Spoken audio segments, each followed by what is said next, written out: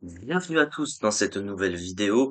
On se retrouve pour une nouvelle analyse sur le thème des méga évolutions pour continuer de voir du coup les Pokémon ayant reçu une méga évolution à partir de la sixième génération. Et on est toujours sur la deuxième génération qu'on a commencé avec Farambe, je rappelle.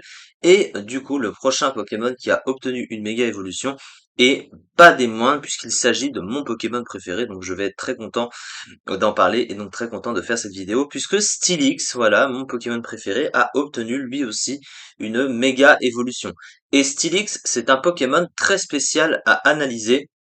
Et c'est aussi pour ça que j'adore ce Pokémon, en plus du fait qu'il soit de type acier, qui est évidemment mon type préféré, depuis qu'il est arrivé. Mais en fait, Steelix, il a justement innové le type acier, mais on va justement en parler.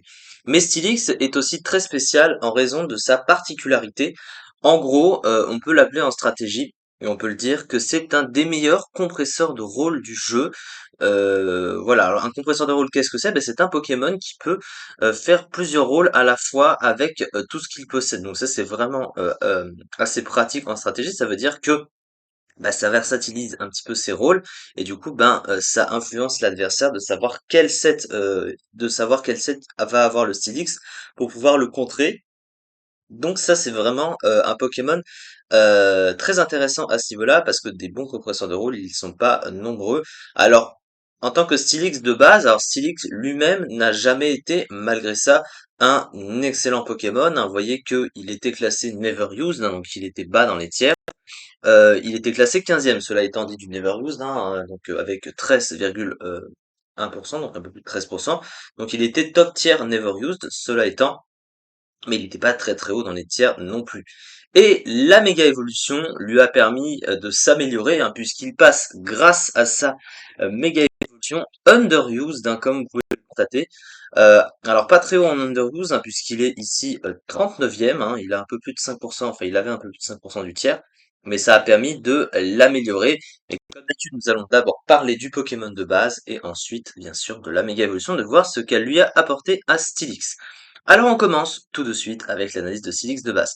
Alors Steelix, qu'est-ce que c'est du coup? C'est un Pokémon, on commence par le type bien sûr, il est de type acier et sol, et du coup, grosse particularité, c'est qu'en deuxième génération, sont arrivés deux nouveaux types, le type acier et le type ténèbres, qui n'existaient pas en première génération. Et du coup, Steelix ça fait partie de ces premiers Pokémon de type acier à être arrivés dans le jeu.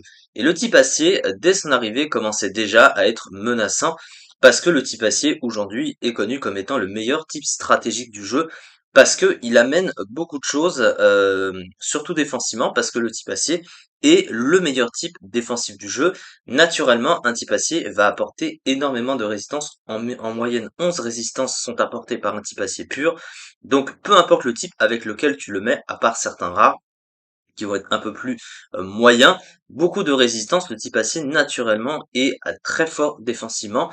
Et ce qui est assez fort aussi, c'est que malgré les faiblesses qu'il possède qui sont gênantes, maintenant au type feu, combat et sol, sont des types très fréquents en stratégie, eh bien en fait ça a amené le metagame à de plus en plus utiliser ces moves de coverage pour pouvoir justement passer le type acier, donc devenu le meilleur type défensif du jeu. Il l'était déjà un peu au début, et avec les générations, ça s'est de plus en plus confirmé. En deuxième génération, on connaît évidemment Hermure, hein, qui a également façonné le metagame avec la bonne défense, le bon potentiel défensif du type acier. Il y a aussi Fortress, hein, évidemment, qui était un excellent Pokémon de soutien, en plus de ça.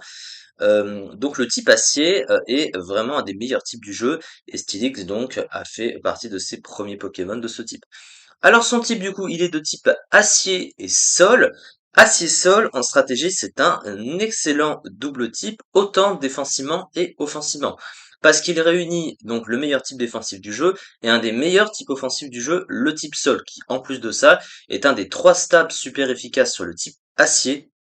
Donc vraiment la réunification des deux est vraiment très intéressante. Alors déjà défensivement du coup, eh bien vous voyez, hein, c'est la magie du type acier, ça apporte pas moins de 7 résistances, avec des résistances notamment au type insecte, donc évidemment à demi-tour. Il y a la résistance fée également, la résistance dragon, la résistance vol, psy, bon normal ça c'est moins utile, acier pourquoi pas aussi, Mais à côté, il a une double résistance roche et donc une double résistance aux pièges de rock, ce qui est extrêmement pratique en stratégie. Donc s'il y a les pièges de rock sur le terrain, il peut venir sans crainte de prendre trop de dégâts puisqu'il a une double résistance à ça. Et il a deux immunités au type électrique et au type poison. Alors surtout l'immunité au type électrique, donc à la capacité notamment Change éclair. Donc il peut venir sur des Pokémon qui voudraient pivoter avec Change éclair et ne rien prendre du tout et empêcher le Pokémon de switcher, enfin d'utiliser Change éclair et faire perdre le momentum à l'adversaire grâce à ça et de prendre un peu un tour d'avance. Mais par contre, qui dit bonne résistance dit aussi beaucoup de faiblesses. Alors, il y en a quatre, mais ce sont des faiblesses qui sont toutes très gênantes, hein. Il a les trois faiblesses classiques du type acier, combat, feu et sol, se rajoutant la faiblesse au type eau également extrêmement gênante.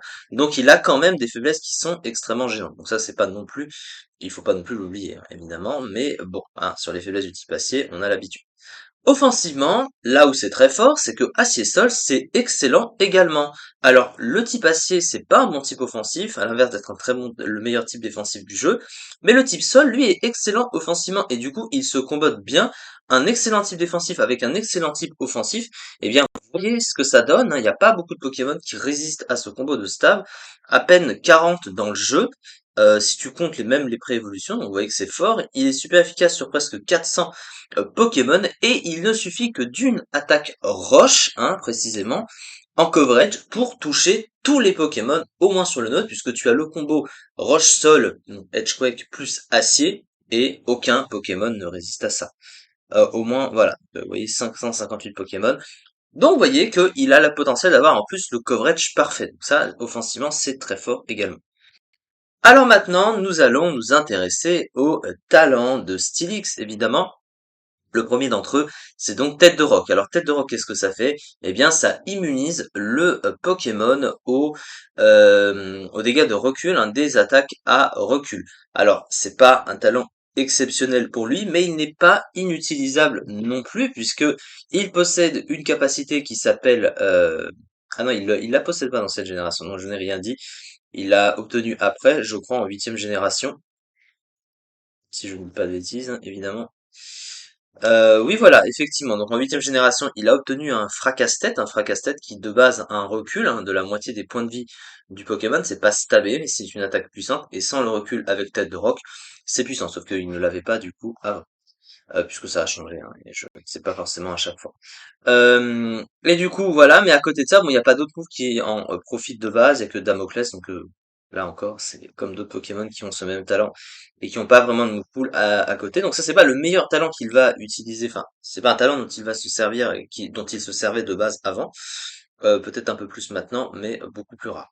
Par contre, le deuxième talent, c'est Sheer Force, sans limite en français, qui lui permet d'augmenter de 30% ses attaques qui ont un effet secondaire, mais en échange, ça retire l'effet secondaire de ses attaques. Donc ça donne une sorte de puissance à la orbe-vie sans tenir d'orbe-vie, ça retire juste l'effet secondaire en contrepartie, et il a des attaques qui en profitent, donc du coup c'est assez intéressant, évidemment.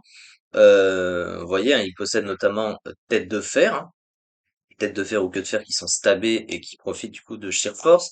Il a aussi Éboulement qui profite de ça. Il y a aussi Tombe Roche bien sûr. Il y a aussi quelques crocs. Alors il y a il y a les crocs élémentaires, donc croc givre, croc éclair et croc feu. Donc c'est plutôt pas mal. Donc il y a un Glampool qui est du coup adapté à ça. Donc ça c'est pas mal, ça lui donne une puissance artificielle supplémentaire sans inconvénients à part de retirer les effets secondaires, mais bon, au moins ça lui permet, il n'a pas besoin de tenir un objet ou une herbe vie pour pouvoir augmenter ses dégâts comme ça. Donc c'est pas mal. Ensuite, le dernier talent, c'est Fermeté, hein, Fermeté qui permet au Pokémon de tanker à un point de vie s'il a toute sa barre de vie sur le terrain et qu'il est sur le point de se faire one shot. Alors c'est un talent assez pratique pour un Pokémon défensif en général, mais le problème c'est que à cause de la lenteur du Pokémon, c'est pas toujours si rentable que ça, parce qu'il va souvent être condamné à prendre un coup avant d'agir, et du coup, même s'il tank à un point de vie, derrière, il pourra difficilement taper derrière parce que à un point de vie, bah, il suffit d'une seule attaque pour le tuer. Et du coup, il peut même pas quitter le terrain ou autre pour venir sur une attaque. et il est obligé de rester, et là, vous risquez de perdre votre Pokémon, il peut même pas non plus se soigner, donc en plus. Donc fermeté, elle serait plus adapté s'il était un peu plus rapide, mais malheureusement, c'est pas toujours si adapté que ça. Alors après, ça lui permet de se placer avec une attaque sur un tour, quand même. Donc ça reste adapté, hein, mais c'est pas si adapté que ça non plus, c'est ça que je veux dire. Ensuite, au niveau du coup des statistiques du Pokémon, alors en voyant les statistiques, on se dit c'est pas incroyable. Alors il y a quand même quelque chose d'assez énorme qu'on voit, c'est qu'il a une défense énormissime de 200, qui est une des plus grosses défenses naturelles du jeu, hein. Donc ça veut dire que sur le physique, il est pratiquement impossible à one shot. Alors il a une base PV un peu moyenne de 75, mais ça le fait un bulk physique énorme. Par contre, sur le spécial, il tank beaucoup moins, il a que 65 de SPDF. Les offenses, elles sont pas ouf, hein, 85 en attaque, 55 en attaque spéciale, c'est pas incroyable clairement. Et 30 de vitesse, c'est extrêmement mauvais aussi. Mais alors vous allez dire, mais le Pokémon, si c'était le cas, aurait dû descendre beaucoup plus bas, parce qu'il a pas des stats extraordinaires, hormis la défense qui lui fait juste tanker. Eh bien en fait, c'est ça qui est assez fort avec ce Pokémon, c'est que malgré ça, il est capable de remplir plusieurs rôles à la fois. Et c'est cette fameuse compression de rôle, parce qu'il est capable d'être joué offensif. Tu peux te servir de son attaque de 85, la booster avec l'attaque malédiction qu'il possède notamment, même si ça le rend plus lent quelque part, il est déjà très lent, donc c'est moins grave. Surtout que ça peut jouer sur, par exemple, l'attaque Gyroball stabé, hein, qui prend en compte la différence de vitesse, hein, du Pokémon. Il peut être joué défensif, évidemment. Il peut être joué lead, évidemment.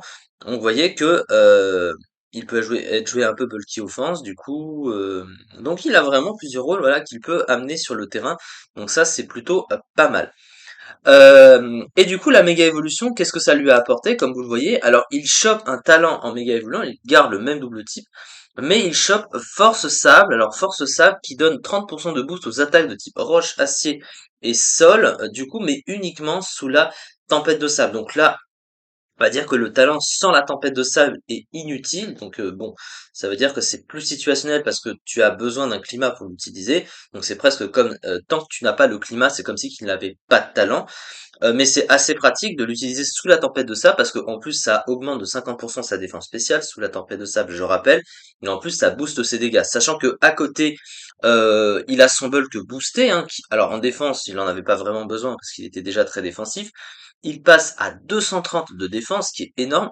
Il booste sa défense spéciale en passant à 95, donc là encore c'est assez fort, et il booste même son attaque à 125, donc il tape plus fort. Il tape plus fort, il tank mieux, même sur le spécial. Alors il reste toujours extrêmement lent, mais ça a fait un Pokémon plus difficile à one-shot, et avec le potentiel défensif qu'il a avec son double type, c'est quand même vraiment vraiment très fort ce genre de Pokémon. Donc quand même, c'est pas rien à ce niveau-là. Il faut quand même le noter. Alors ensuite, au niveau du move pool, du coup, alors c'est vrai que son move pool, il est pas extrêmement rempli, mais avec la compression de rôle qu'il a, bah, ses moves lui suffisent à peu près. Alors offensivement, bah, il a à peu près tout ce dont il a besoin. Sur le plan des stats, il possède séisme, bien sûr, sur le plan du type sol, hein, assez classique, le bon fameux séisme stabé. Sur le plan du type acier, il a tête de fer, tacle lourd, gyroball, que de fer, donc ça c'est pas mal. Il a sur le plan du coverage les attaques roches classiques qu'on a vues, éboulement, tombe roche. Il possède également les crocs élémentaires anti-coverage qui vont avec sans limite du coup notamment. Sur le plan du soutien, il est restreint mais il a quelques trucs aussi. Il a provoque, il a les pièges de roc. Par contre, le gros défaut que ce Pokémon possède sur le plan du soutien, c'est l'absence d'un bon move de soin, puisqu'il ne possède que repos. C'est un peu un des principaux problèmes, je dirais, pour Silic, parce que c'est un Pokémon qui est plus souvent très défensif, et du coup, de ne pas pouvoir récupérer sa vie sur le terrain autrement que par un move qui te force à dormir, sachant qu'il est très très lent, ça veut dire qu'il va très souvent prendre un coup avant d'agir, sachant qu'il peut pas poser la distorsion lui-même, il est obligé d'être accompagné en fait d'un Pokémon qui va pouvoir le soigner entre guillemets, lui faire maintenir sa vie sur le terrain. Parce que s'il reste, sachant que pour ce setup, hein, il possède que malédiction, mais malédiction, même si ça baisse la vitesse du Pokémon, ça booste l'attaque et la défense d'un cran, ça lui permet d'être plus défensif sur le physique, plus offensif, donc de se servir de sa petite attaque de 85, hein, je rappelle. Et même s'il est plus lent, bah, de toute façon, il est déjà très très lent. Mais du coup, il va très souvent se faire taper avant d'agir. Et du coup, quand il va dormir avec repos, eh ben, il va se faire affaiblir une première fois, il va continuer à dormir, et s'il prend trop de tours de sommeil et qu'il est trop affaibli, et qu'il se réveille, et bah derrière, bah, ça va recommencer, vous allez être obligé de devoir le soigner, et du coup, il fera pratiquement sur le terrain. Du coup, ça peut être une ouverture à placement pour l'adversaire, et c'est pas forcément très rentable. Euh, et du coup, en méga évoluant, bah, il y a quand même de bons boosts de statistiques, hein, qui lui permettent de remplir un peu mieux ses rôles quand même. Euh, Offensivement, il a un peu moins besoin de se booster, donc c'est toujours très rentable. Donc du coup, avec les boosts, ça s'accumule. Il tank mieux sur le physique, ce qui était déjà le cas, et même sur le spécial. Ça veut dire que de toute façon, il est toujours investi SPDF, hein, parce que bon, quand t'as une stat qui est déjà très élevée à 200 comme ça, t'as pas besoin de l'investir, hein. C'est comme avec Reggie et Lecky et ses 200 de vitesse. Tu peux te permettre d'investir d'autres statistiques pour, là en l'occurrence, augmenter son bulk et lui permettre, pour pallier sa vitesse, de le rendre plus bulky et de pouvoir tenir des rôles assez défensifs tout en gardant le fait que il puisse taper un petit peu et pour pouvoir le setup et le rendre du coup moins passif.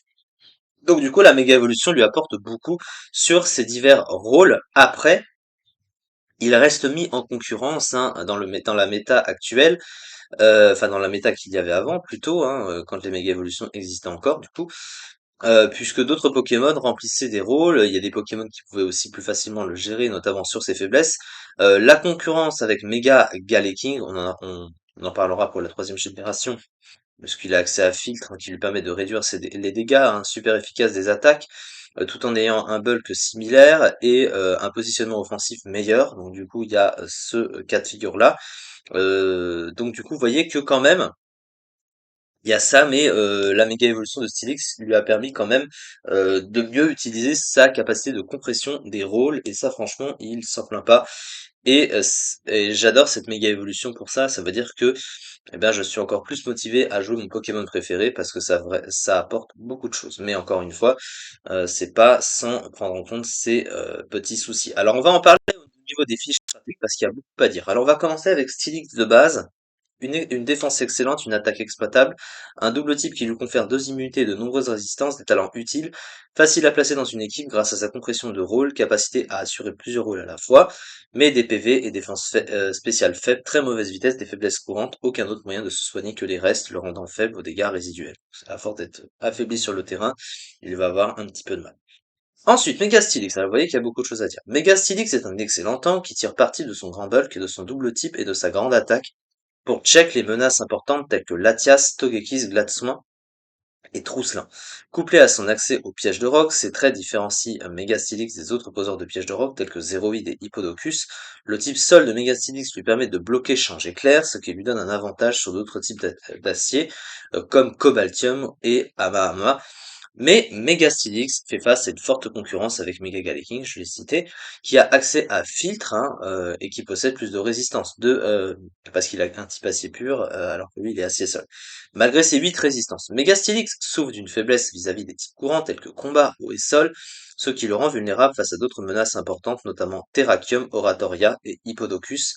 Le manque de récupération fiable de Megastylix réduit également sa fiabilité car il est obligé de faire équipe avec du Wish Support, un coéquipier qui possède l'attaque Vœu s'il souhaite atteindre son plein potentiel en tant que Wall. Si la faible vitesse de Megastylix augmente les dégâts infligés par Gyroball, il est également moins rapide que la grande majorité du metagame, ce qui signifie que le plus souvent, il devra subir un coup avant d'effectuer le sien, et du coup son placement est parfois très difficile, et il peut se faire facilement, enfin il se fait facilement affaiblir à cause de ça.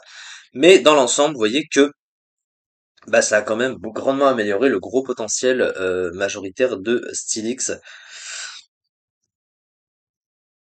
Et clairement, je suis très content qu'il ait obtenu une méga évolution et donc très content d'en avoir parlé pour cette vidéo. Donc voilà, on va s'arrêter là pour l'instant et on se retrouve du coup pour la prochaine, enfin pour les prochaines analyses qui vont intervenir évidemment sur le thème des méga évolutions. Merci beaucoup en tout cas de m'avoir suivi pour cette vidéo et on se retrouve très prochainement pour la suite.